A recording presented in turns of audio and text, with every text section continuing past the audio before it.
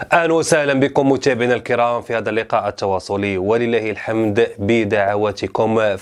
فأنا الحمد لله بصحة جيدة، ومن خلالها أتواصل معكم عبر هذه النافذة المتواضعة. قبل ما نتكلموا على مستجدات لفريق الرجاء الرياضي كيف ما ولفتوا من خلال هذه النافذة، إلا سمحتوا لي ندير واحد المقدمة بسيطة، وكذلك نعطي واحد ردة الفعل ديالي حول إقصاء وليس خسارة المنتخب الجزائري أمام انتصار مستحق للمنتخب الموريتاني. بكل صدق فهو يفوز عن جدارة واستحقاق. المنتخب الموريتاني فهو يتألق ويتعملق أمام منتخب الجزائر، فهناك ضعف لهذا المنتخب الجزائري. فحينما لا تتقبل النقد البناء، وحينما لا تهتم بشؤونك الداخلية الرياضية أتحدث، فتكون النتيجة على الشكل الآتي. أكثر من ذلك، فحتى 20 دقيقة الأخيرة والله العظيم فهي أضحكتني بطريقة أكثر من كنت أتوقع، لأن هناك مجموعة من اللاعبين الجزائريين فهم يطالبون بمجموعة من الأخطاء داخل مربع العمليات عن طريق ركلة الجزاء، ويطالبون كذلك بالعودة لتقنية الفيديو إلى غير هذا. وحينما نشاهد اللقطة بأكثر من مرة فنشاهد هناك سقوط مضحك، قد لا أقول لكم أنه سقوط داخل في إطار الرياضة، فهناك سقوط مضحك ويطالبون بالتحكيم والعودة إلى الفار. وحينما لعب 20 دقيقة الأخيرة فكان هناك انهزام نفسي وبدني، لأنه وجد أكيد المنتخب الموريتاني يتألق. والأكثر من ذلك فحتى اللياقة البدنية لهذا المنتخب الموريتاني فهي كانت متألقة، وخلقت الفيصل الكبير خصوصا في الجولة الثانية. وتحية للمدرب الموريتاني، لأنه حينما تقدم في النتيجة فهو استمر في الهجوم واستمر في الضغط كذلك.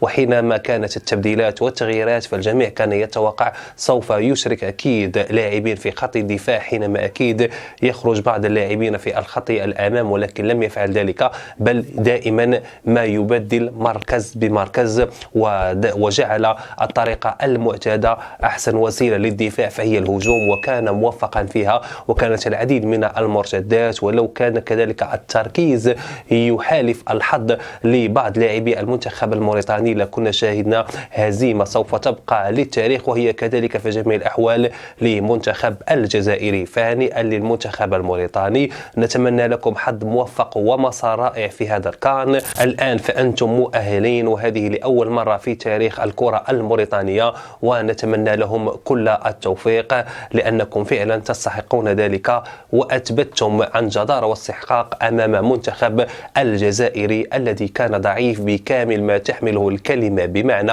وانهزم أمام منتخب الكبير، منتخب الذي أكيد لديه مجموعة من الطموحات، الذي سوف يجعلها هذه الطموحات جسر على أن يبصم على علو كعبه، وأن يفرض الكرة الموريتانية في الساحة الإفريقية على الأدغال كذلك الإيفوارية من خلال كان 2023. ونتمناهم أن يتأهلون كذلك في الكان المقبل المنظم هنا في المغرب 2024. فهنيئا لكم مجددا. كانت هذه أكيد ردة فعلي حول هذا اللقاء، فكنت ضروري خاصني نتكلم معكم ونتواصل معكم ونعطيكم الرأي ديالي، وكنتمنى لكم دائما تقبلوا عليا من هذا الباب. وتحية للأشقاء الموريتانيين. من هذا الباب متابعينا الكرام ننتقل إلى آخر الأخبار والمستجدات لفريق الرجاء الرياضي.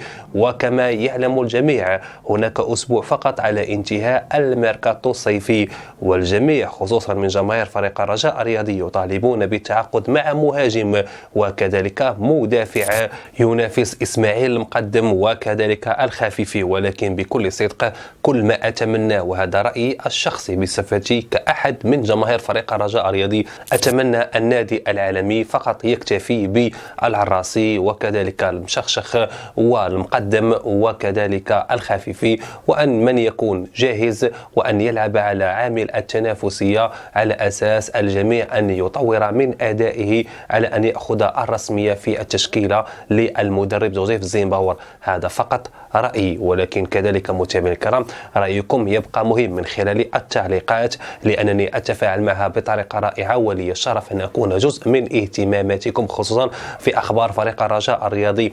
من هنا متابعينا الكرام هناك البعض كذلك يطالب بانتداب مهاجم يكون في مستوى تطلعات جماهير فريق الرجاء الرياضي. دائما أقول نفس الشيء في اعتقادي الشخصي، هناك الزرهوني يؤدي أداء أكثر من رائع. فريق الرجاء الرياضي يعني أنهى الشطر الأول وهو أكيد متصدر. الزرهوني كذلك فهو 7 أهداف ومن بين الأوائل في الدوري الاحترافي من خلال نسبة تسجيل للأهداف رفقة يسري بوزوق، وأعتقد كذلك مهاجم للمغرب التطواني.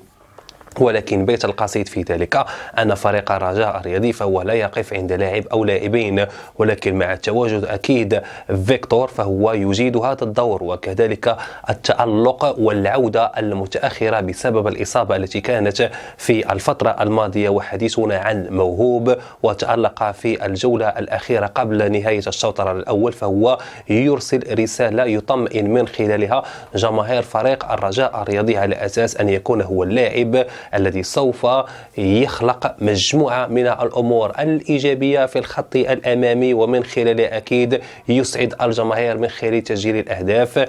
الماتش اللي كان البارح بين الرجاء الرياضي والأهلي السعودي، فخلينا نشوفوا عندنا 2 ديال الفرق، عندنا 2 ديال المراكز في كل مكان، وهذا أمر أكيد سوف يكون منصف للزيمباور، من خلال أكيد سوف تكون منافسة كأس العرش على أساس أن يشرك هذا هنا وهذا هناك، وأن تكون أكيد التشكيلة لفريق الرجاء الرياضي فهي مناسبة سواء في الدوري الاحترافي وكذلك كأس العرش، لأن هذه السنة نريد الفوز بجميع الألقاب المتاحة لفريق الرجاء الرياضي على أساس أن نعود من جديد للمنافسات الإفريقية وأن نفوز بالنجمة الرابعة بإذن الله. فلنبقى مع آخر الأخبار والمستجدات لفريق الرجاء الرياضي، ونبتدئها بهذا المهاجم أندريان.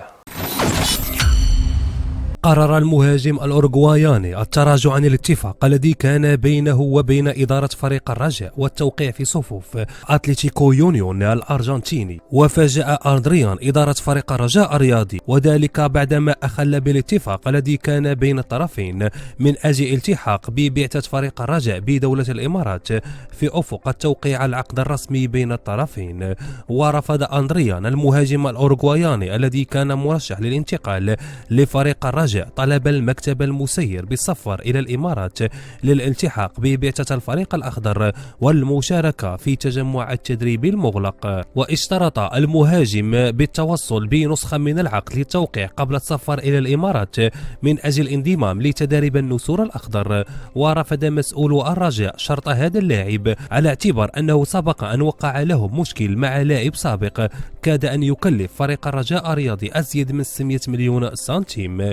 ومن المنتظر أن يتجه فريق الرجاء الرياضي للبحث عن مهاجم جديد خلال الميركاتو الشتوي الحالي، وذلك لتلبية طلب المدرب جوزيف زيمباور. بدأ الرجاء الرياضي مبارياته التحضيرية بمعسكر الإمارات بمواجهة الأهلي جدة السعودي أمس الثلاثاء على أن يقابل الزمالك المصري بعد غد الجمعة.